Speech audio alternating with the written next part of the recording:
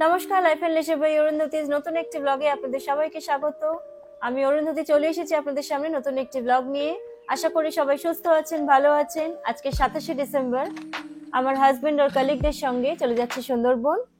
আমি আর আমার ছেলে যেতে পারিনি, কারণ প্রচন্ড ঠান্ডা ছিল এই সময়। আমার ছেলের ঠান্ডাতে খুব শরীর খারাপ হয়, তো সেই জন্য আমরা যেতে পারিনি। ওর একটু মনটা খারাপ হয়ে গেছিল, কিন্তু কিছু করার নেই। তো যাই হোক, আজকের পর থেকে 3 দিন ওই আপনাদের সঙ্গে ব্লগটা কন্টিনিউ করবেন, সবাই ওর পাশে থাকবেন।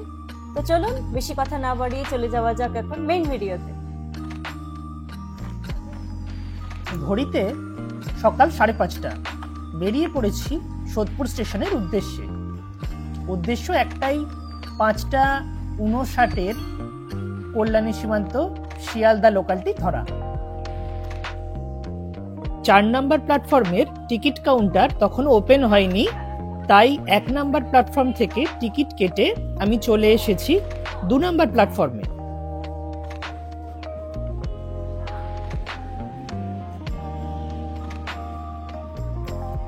চলে এসেছে ডাউন কল্যাণী সীমান্ত লোকাল। এই ট্রেনে আগে থেকেই আমার কলিগরা উপস্থিত আছে।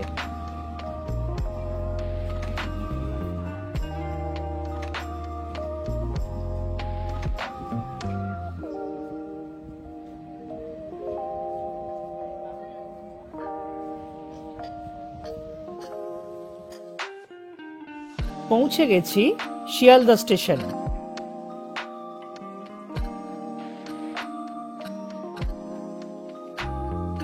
মোটামুটি সময় মতোই পৌঁছে গেছি। নেক্সট আমাদেরকে যেতে হবে সাউথ সেকশনে শিয়ালদার। তার কারণ 7:42 যে ক্যানিং লোকাল, সেটা আমাদেরকে ধরতে হবে।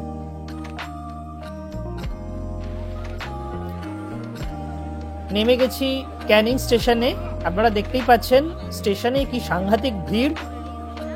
এই ভিড় ঠেলে আমাদের এবার এগিয়ে যেতে হবে বনবিবিতলার উদ্দেশ্যে। কারণ যে ট্যুর অপারেটরের কাছ থেকে আমরা ট্যুরটি বুক করেছিলাম, তিনি আমাদেরকে বলেছিলেন ক্যানিং স্টেশনে নেমে বনবিবিতলায় চলে আসতে। সেখানেই আমাদের জন্য অটো অপেক্ষা করবে।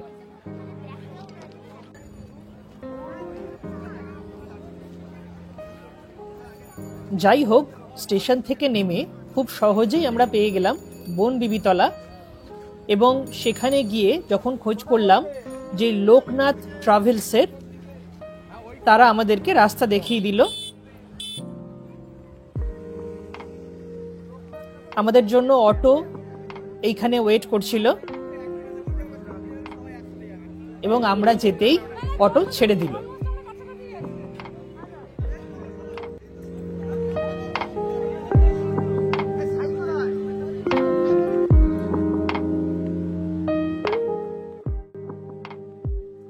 আমরা এই মুহূর্তে এগিয়ে চলেছি ক্যানিং বাসন্তী রোড ধরে।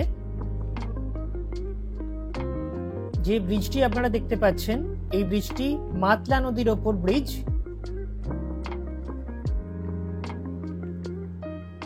নদীটি এই অংশে বিশাল চওড়া।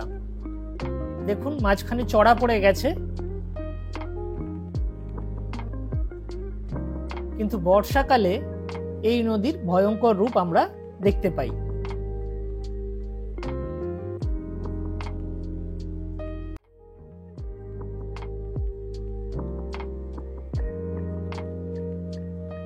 চলার পথে একটি গুরুত্বপূর্ণ ইনফরমেশন আপনাদের সঙ্গে শেয়ার করি।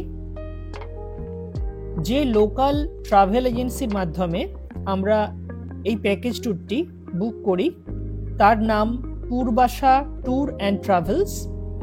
এই ট্রাভেল এজেন্সির কন্ট্যাক্ট নাম্বার আমি অবশ্যই ডেসক্রিপশন বক্সে দিয়ে দেব।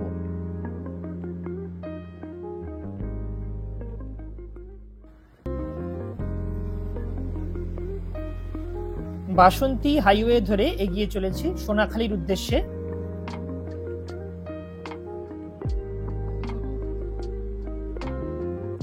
ক্যানিং স্টেশন থেকে সোনাখালী ঘাট পর্যন্ত পৌঁছতে মোটামুটি 35 মিনিট সময় লেগে যায় অটোতে।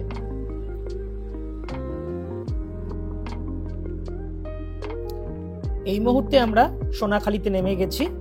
সোনাখালীতে নেমে এবার আমরা সোনাখালী ঘাটের উদ্দেশ্যে রওনা দিয়েছি। দেখা যাক কতক্ষণ লাগে। বললো তো একদমই কাছে।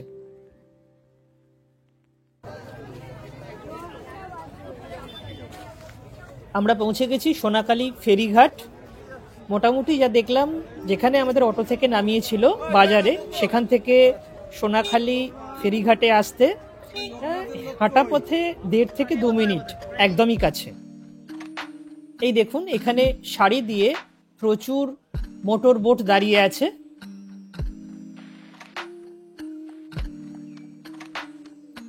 বেশি দূর যেতে হয়নি, একটু এগিয়েই আমরা পেয়ে গেলাম লোকনাথ ট্রাভেলসের মোটর বোটটি। এই দেখুন, দ্বিতীয় যে বোটটি আপনারা দেখতে পাচ্ছেন, এটি হচ্ছে লোকনাথ ট্রাভেলসের।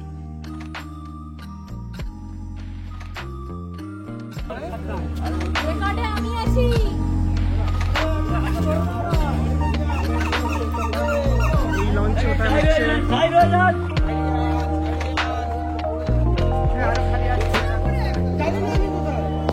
লোকনাথ ট্রাভেলস।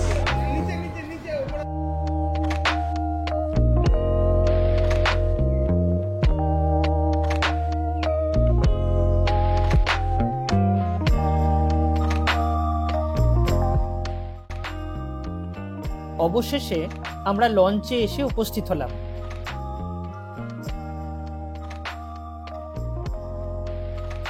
দেখুন, মোটর বোটটি দোতলা, আমরা উপরের ফ্লোরে চলে এসেছি।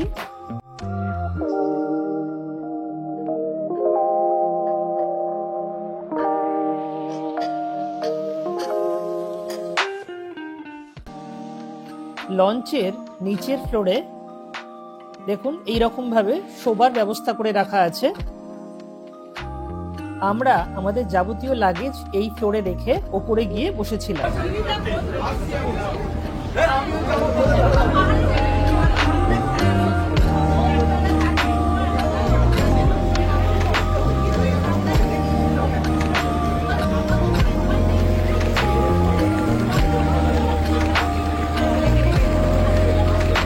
আমাদের লঞ্চ ছেড়ে দিচ্ছে, সোনাখালী থেকে আমরা রওনা দিচ্ছি।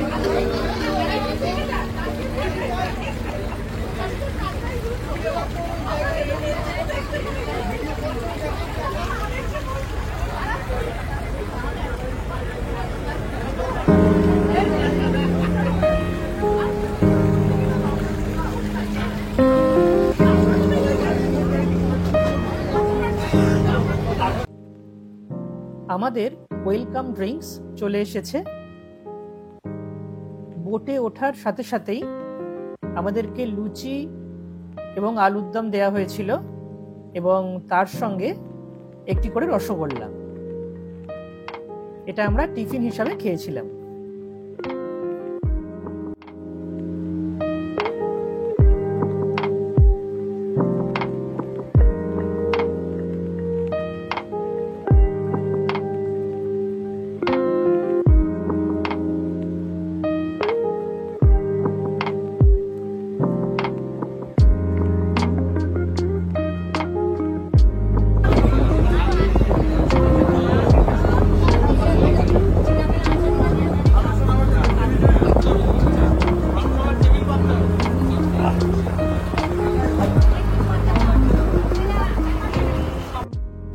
দেখুন, প্রত্যেকটি মোটর বোট একই রুট ফলো করে আসছে, একটার পিছনে আরেকটা সারি দিয়ে চলে আসছে।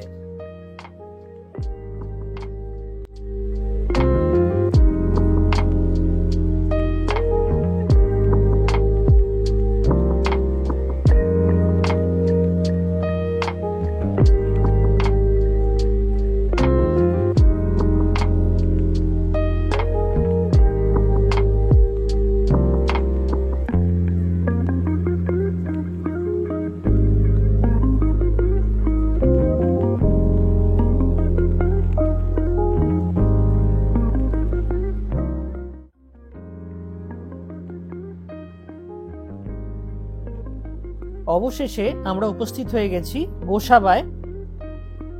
দেখুন, বোট থেকে বাইরেটা দেখতে কি অসাধারণ লাগছে। প্রচুর বোট এখানে এসে উপস্থিত হয়েছে।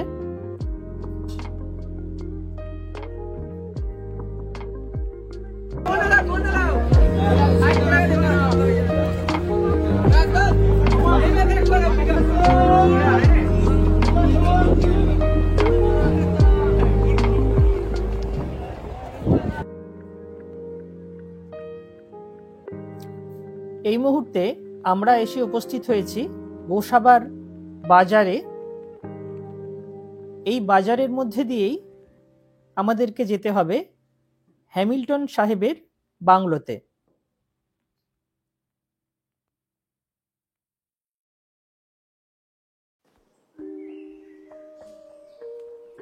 চলে এসেছি হ্যামিল্টন সাহেবের বাংলোতে। পুরো নাম ড্যানিয়েল হ্যামিল্টন। আসলে তিনি স্কটল্যান্ডের অধিবাসী ছিলেন, কিন্তু কর্মসূত্রে কলকাতায় এসেছিলেন। স্থানীয় মানুষের উচ্চারণে লণ্ঠন সাহেবের বাংলো। লণ্ঠন সাহেব এক বিরল বিলাতি ঔপনিবেশিক, যাকে স্থানীয় মানুষেরা অত্যন্ত ভালোবাসতেন।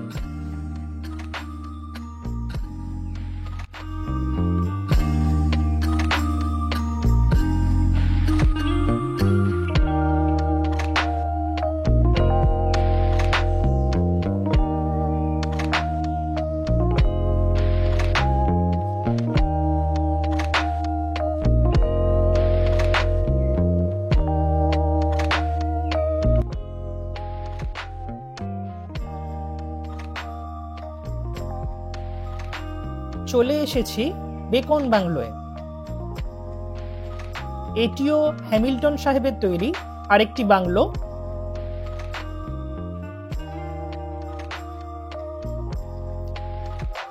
উনিশশো সালে রবীন্দ্রনাথ ঠাকুর এই বাংলোয় এসেছিলেন।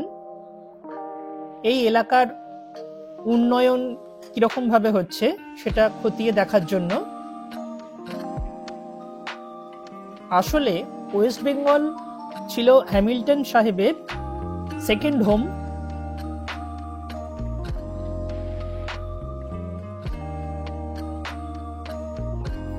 তিনি এই অঞ্চলের অনেক উন্নতিমূলক কাজের সঙ্গে যুক্ত ছিলেন।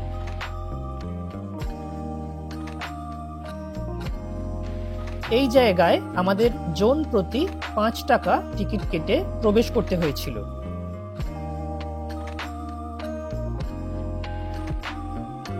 জায়গাটির যেমন হিস্টোরিক্যাল ইম্পর্টেন্স আছে, ঠিক একই রকম ভাবে জায়গাটি ছোটদের জন্য মন্দ নয়।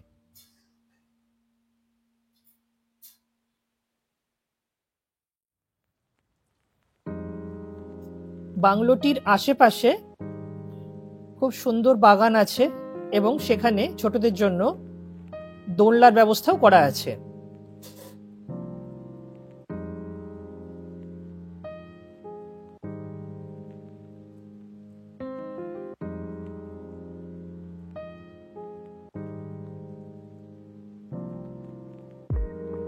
শীতের সময় ছুটির দিনে এই স্থানে ঘন্টাখানেক অতিবাহিত করতে মন্দ লাগবে না।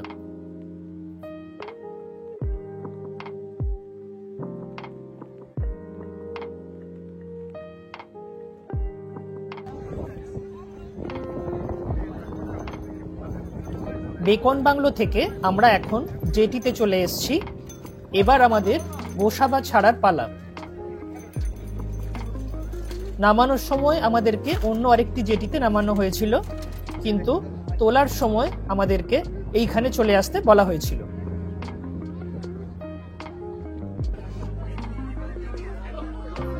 আমরা যতক্ষণ গোসাবা ঘুরে দেখছিলাম, ঠিক সেই সময়ে বোট কর্মীরা আমাদের খাবার ব্যবস্থা ঠিক এইভাবে করে ফেলেছিল।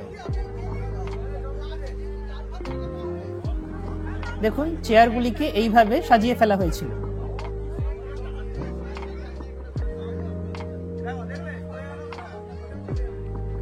দুপুরবেলায় ভাত, ডাল, আলু ভাজা, সবজি, চিংড়ি মাছের মালাইকারি, কাতলা মাছের কালিয়া, চাটনি এবং পাঁপড় সহযোগে আমাদের ভুরিভোজ বেশ ভালোভাবেই সম্পন্ন হলো।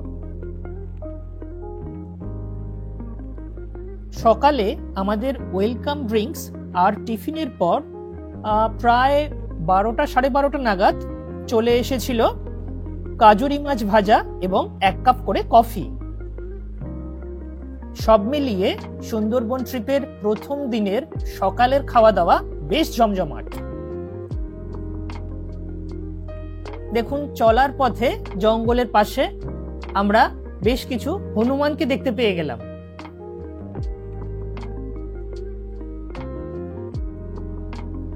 জঙ্গল থেকে বেরিয়ে এসে সম্ভবত নদীর পাড়ে ওরা কিছু খাবারের আশায় এসেছিল। দেখুন, ঘুরে বেড়াচ্ছে।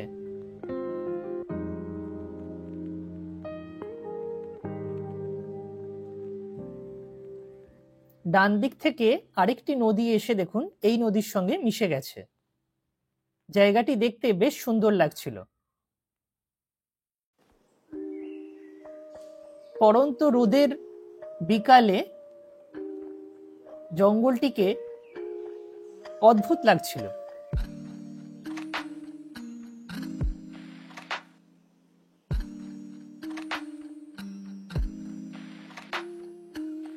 এই মুহূর্তে আপনাদের সঙ্গে কয়েকটি কথা শেয়ার করি। এই ট্রিপে আমাদের যে বোটটি দেয়া হয়েছিল সেই বোটটির নাম ছিল MV সুলতানা।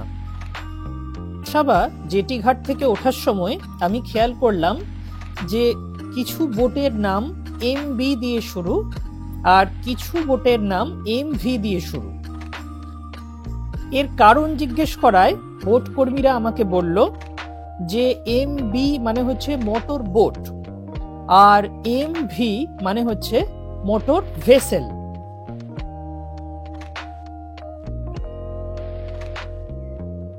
তারা আরো বলল মোটর বোট মানে তাদের সাগরে যাওয়ার পারমিশন নেই, কিন্তু মোটর ভেসেল যেগুলো MV দিয়ে শুরু তাদের সাগরে যাওয়ার পারমিশন আছে।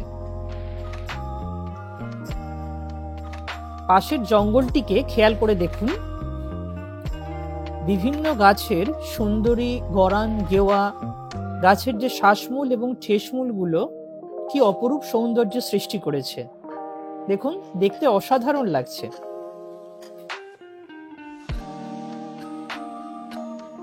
আমরা জানি নদী তার 2 পাড়ের মধ্যে একটি পাড়েই ক্ষয়কার্য সম্পন্ন করে। এই পাড়টি হলো সেই পাড়। দেখুন, পাড় থেকে কত পরিমাণে মাটি ক্ষয়ে গেছে, ক্ষয়ে গিয়ে গাছের শিকড়গুলিও বেরিয়ে পড়েছে। দেখেছো মূলগুলো কি বিউটিফুল লাগছে।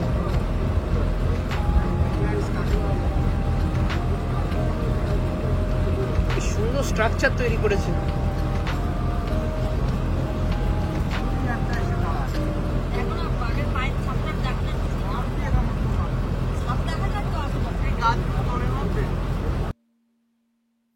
আপনারা পাশের যে জঙ্গলটিকে এতক্ষণ দেখছেন সেই জঙ্গলের ধার বরাবর বেশ কিছু জায়গায় নেট দিয়ে ঘেরা আছে, যাতে বাঘ এই দিকে না চলে আসতে পারে। এবং এই জঙ্গলের মাঝখানে মাঝখানে যে ছোট খাড়িগুলো আছে সেইগুলোতেও নেট দিয়ে ঘেরা আছে। জানি না ভিডিওতে আপনাদের কতটা দেখাতে পারছি। অবশেষে আমরা পৌঁছে গেছি আমাদের আজকের ডেস্টিনেশন পাখিরালয়তে। পাখিরালয়তে আমাদের রাত্রি যাপনের কথা আছে।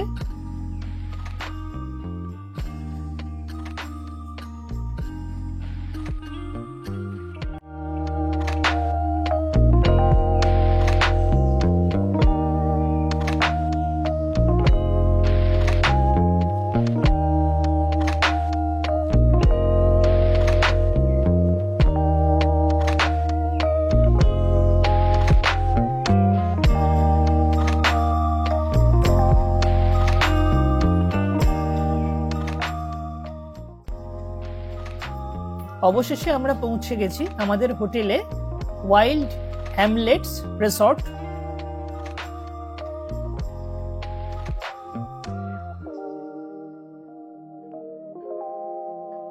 হোটেলটির দূরত্ব পাখিরালয় জেটি থেকে হেঁটে প্রায় 5 থেকে 7 মিনিট।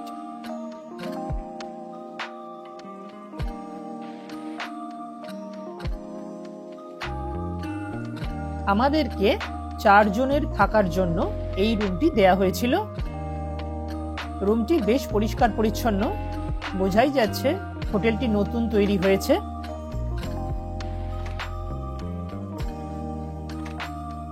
রুমটির সঙ্গে যে ওয়াশরুমটি ছিল সেটিও যথেষ্ট প্রশস্ত এবং পরিষ্কার পরিচ্ছন্ন। গিজারেরও ব্যবস্থা আছে। হোটেলে পৌঁছে আমরা একটু ফ্রেশ হয়ে নিয়ে এগ চাউমিন এবং কফি খেয়ে লোকাল মার্কেট পরিদর্শনের উদ্দেশ্যে বেরিয়ে পড়লাম। হোটেলের একদম পাশেই আদিবাসী নৃত্যানুষ্ঠান চলছিল, তার অংশবিশেষ আপনাদের নিকট তুলে ধরলাম।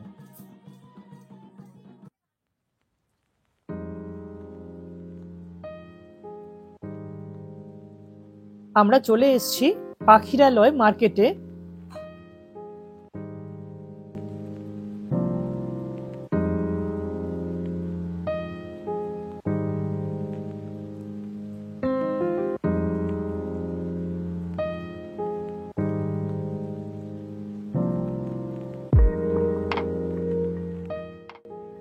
পাখিরালয়ের মার্কেটটি যথেষ্ট প্রশস্ত, এখানে প্রায় সবকিছুই পাওয়া যায়। আমি এই দোকানটি থেকে দেয়ালে টাঙানোর জন্য হরিণের মুখের একটি মডেল কিনলাম।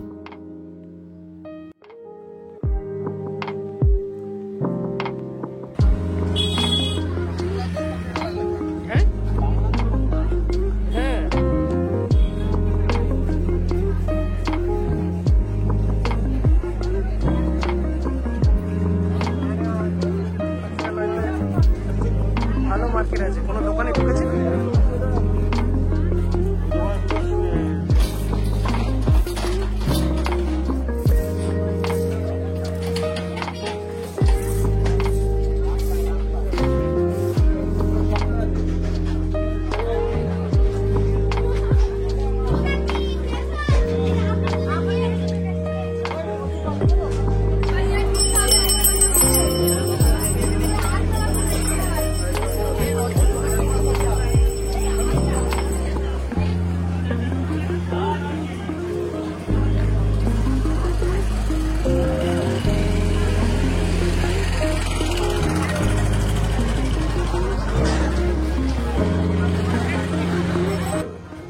দেখি খেয়ে টেস্ট করে যদি ভালো হয় তাহলে যা শুনে নিয়ে যাবো।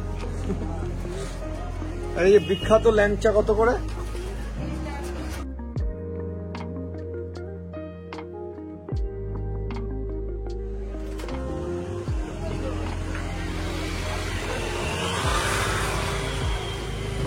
আচ্ছা, এইটার কি নাম বললেন এই মিষ্টিটা? হ্যাঁ, এটাও গজা, খাস্তা গজা। এটা অন্য ধরনের দেখতে। এইটা কি হয়েছে? গুড়ের গুড়ের এটা কি গুড়ের?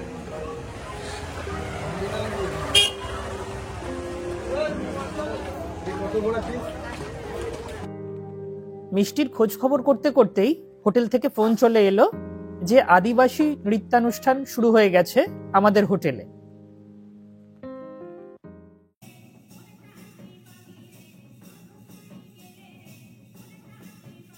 এরপরে আমরা হোটেলে চলে এসে সবাই মিলে আদিবাসী নৃত্যানুষ্ঠান উপভোগ করলাম।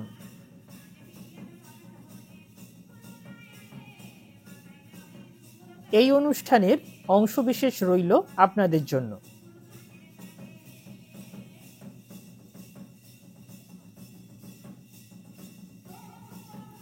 এই অনুষ্ঠানের সমাপ্তিতে আমরা জানতে পারলাম যে শিল্পীরা যে গ্রাম থেকে এসছেন সেই গ্রামটির নাম হলো বিধবা গ্রাম। এই ধরনের নামকরণের কারণ জানতে চাওয়ায় ওনারা বললেন যে ওই গ্রামের বেশিরভাগ পুরুষ মানুষ বাঘের দ্বারা নিহত হয়েছেন, তাই গ্রামটির এই ধরনের নামকরণ করা হয়েছে। অনুষ্ঠান শেষে ভাত, ডাল, আলু ভাজা, সবজি এবং খাসির মাংস সহযোগে আমাদের প্রথম দিনের ডিনার কমপ্লিট হলো।